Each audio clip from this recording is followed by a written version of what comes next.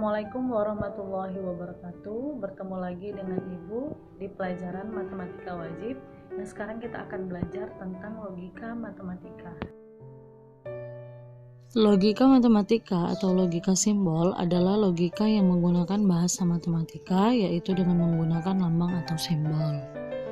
Keuntungan mempelajari logika matematika ialah agar kita dapat memahami dengan cara benar secara rasional terhadap ungkapan dalam bentuk kalimat-kalimat. Nah, dalam logika matematika ada beberapa hal yang perlu kita ketahui sebelum memasuki pembagian logika matematika. Di antaranya yaitu satu, kalimat terbuka, dan yang kedua adalah kalimat tertutup. Oke, yang pertama adalah kalimat terbuka. Kalimat terbuka adalah kalimat yang tidak mempunyai nilai kebenaran yang pasti.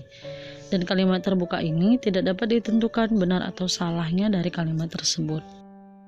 Misalnya, yang pertama 2 tambah X sama dengan 5. Dan yang kedua adalah Y adalah seorang presiden. Dan yang ketiga adalah kapan Amir menemui Joko. Nah, dari ketiga contoh tersebut ada dilambangkan sebagai pertama X, Y, dan yang kedua kapan Amir menemui Joko. Nah, dari ketiga pernyataan tersebut tidak dapat kita tentukan nilainya dari apa itu X dan apa itu Y serta kapan Amir menemui Joko. Nah, bagaimana supaya kalimat tersebut menjadi pernyataan dan mempunyai nilai kebenaran? Maka variabelnya dapat kita ganti dengan himpunan penyelesaiannya. Contohnya yang pertama, 2 tambah X sama dengan 5. Maka X-nya itu kita dapat gantikan menjadi berapa? 3. Jadi 2 tambah 3 itu sama dengan 5. Nah, itu dapat dinyatakan dengan kebenarannya. Dan itu dapat dikatakan dengan pernyataan. Begitu juga dengan contoh seterusnya.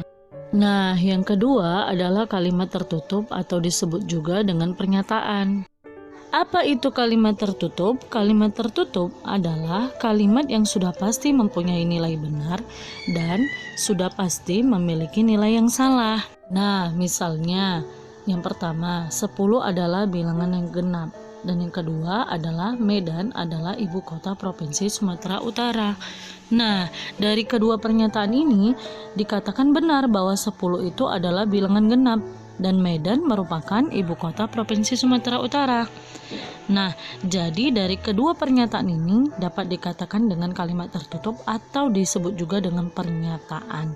Jadi sudah jelas ya perbedaan antara kalimat terbuka dan kalimat tertutup. Oke, selanjutnya kita akan memasuki tentang negasi. Negasi itu disebut juga dengan ingkaran. Apa itu negasi? Negasi adalah pernyataan yang mengingkari atau meniadakan terhadap pernyataan semula. Dan untuk negasi ini biasanya dilambangkan dengan seperti tanda tak terhingga. Oke, kita masuk contoh yang pertama yaitu P sama dengan hari ini hujan dan Q sama dengan Andi pergi ke sekolah. Nah, lalu bagaimana kita menegasikannya dari kedua kalimat tersebut? Nah, lihat yang pertama. Yang satu, P sama dengan hari ini hujan. Maka ingkaran atau negasinya dari yang pernyataan P adalah hari ini tidak hujan. Selanjutnya Q. Q sama dengan Andi pergi ke sekolah. Bagaimana negasinya?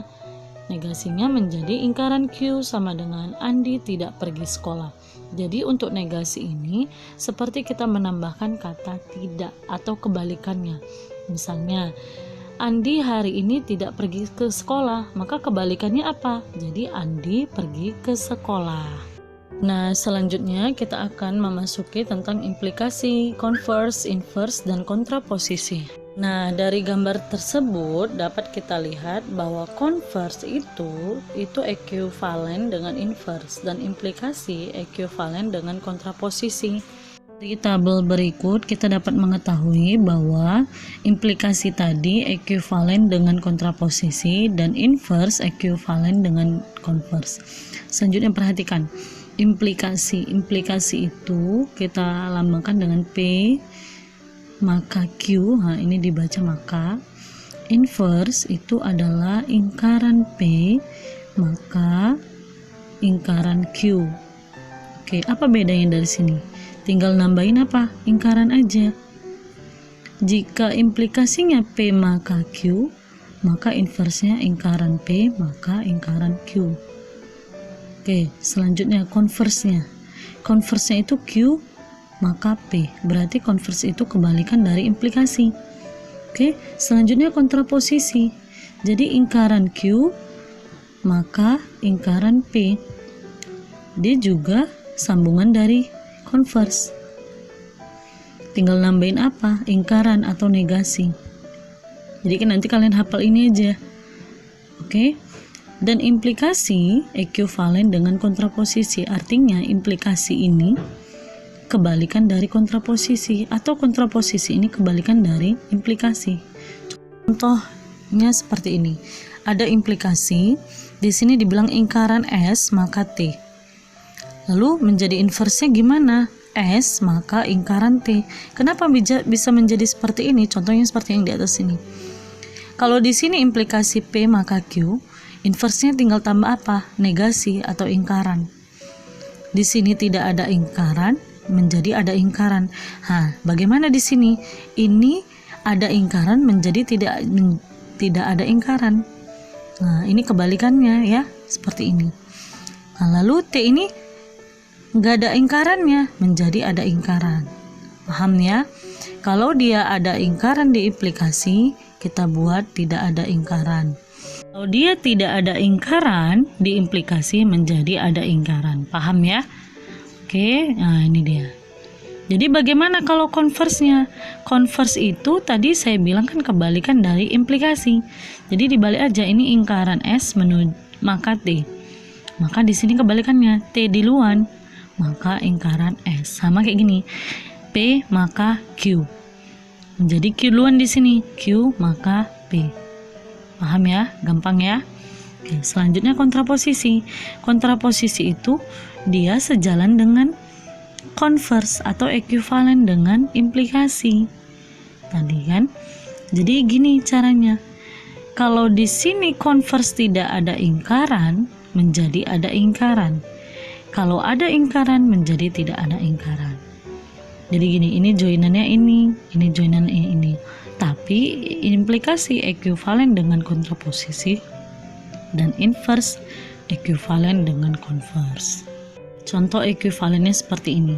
Implikasi ekuivalen, ini bacanya ekuivalen ya, dengan kontraposisi, dan converse ekuivalen dengan inverse.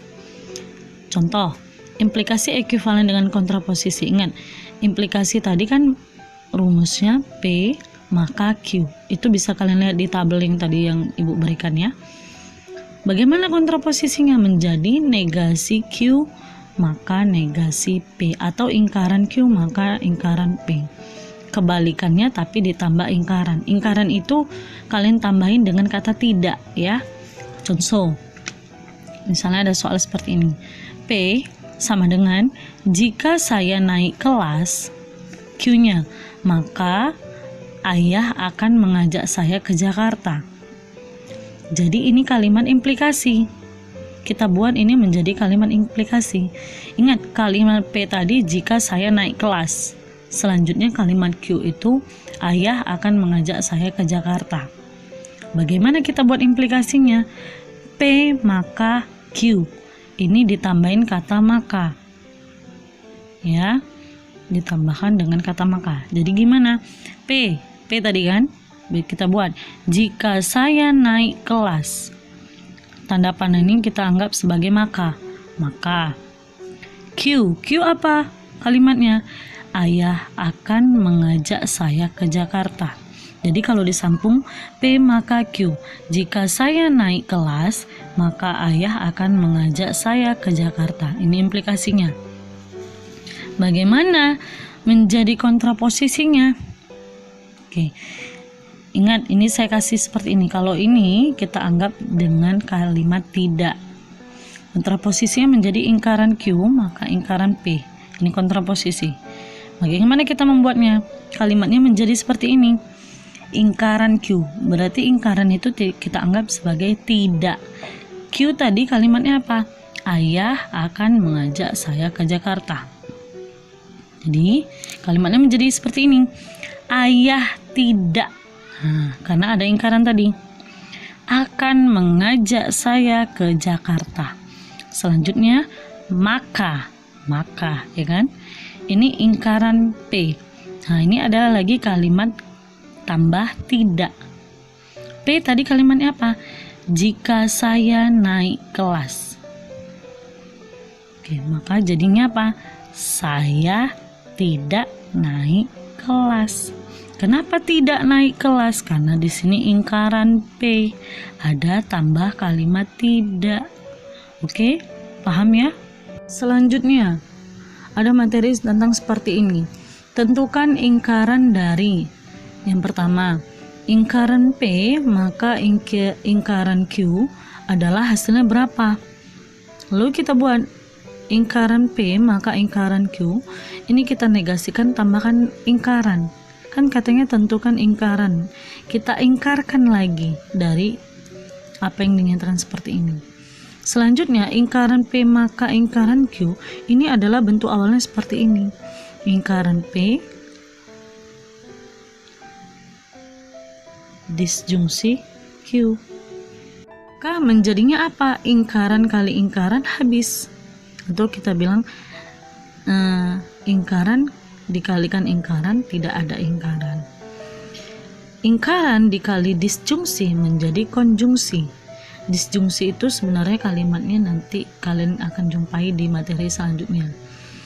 Jadi ingkaran dikali Q maka ingkaran Q. Paham ya? Ingkaran dikali ingkaran, ingkarannya tidak ada menjadinya. Selanjutnya ingkaran dikalikan Q maka menjadi ingkaran Q. Paham ya? Selanjutnya yang kedua, ingkaran P maka ingkaran Q. Ini kita buat lagi. Bagaimana ingkarannya? Kita kalikan ingkaran. Ingkaran kali ingkaran, tidak ada ingkaran. Jadi ingkaran kali ingkaran P menjadi P. Maka tetap ingkaran dikali ingkaran Q menjadi Q. Jadi ingkaran dari ingkaran P maka ingkaran Q adalah P maka Q. Contoh. Contohnya ya, yang pertama, jika ibu di rumah, maka saya pergi ke sekolah. Lihat, kita anggap kalimat P itu adalah ibu di rumah. Selanjutnya Q, saya pergi ke sekolah. Ini menjadi kalimat Q.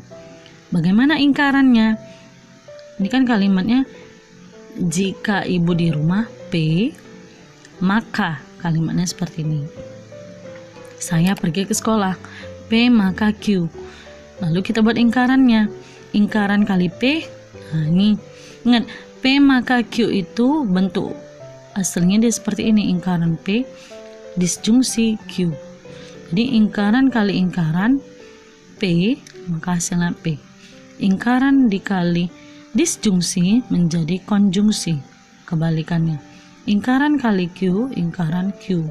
Maka kalimatnya gimana? Lihat.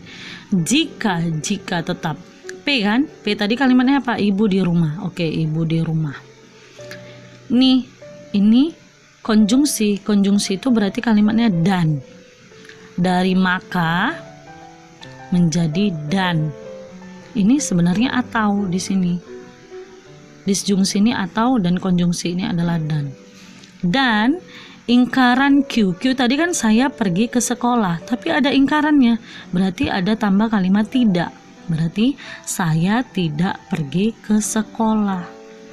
Oke, selanjutnya yang kedua. Jika ada api, maka ada asap. P-nya itu kita anggap ada api. Maka berarti tanda seperti tanda panah ya. Oke. Q ada asap. Oke, kita buat lagi ingkarannya. Ingkaran P maka Q. P ini adalah ini tadi ada asap. Jika ada asap, maka ini maka dibaca ya. Jika ada api, maka ada asap. Ya kan? Bagaimana ingkarannya? Kita buat lagi seperti tadi di awal. P maka Q itu bentuk umumnya seperti ini.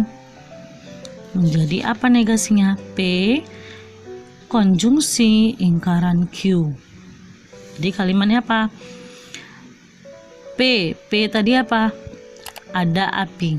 Ada api, ini dibaca dan. Ingkaran tidak ada asap. Oke? Seperti inilah contoh dari ekuivalen, implikasi, inverse, konvers, dan kontraposisi, dan bagaimana kita membuat ingkarannya. Oke, demikian materi hari ini. Jika ada yang mau ditanyakan, silakan tanyakan ke Ibu. Terima kasih untuk perhatiannya. Assalamualaikum warahmatullahi wabarakatuh.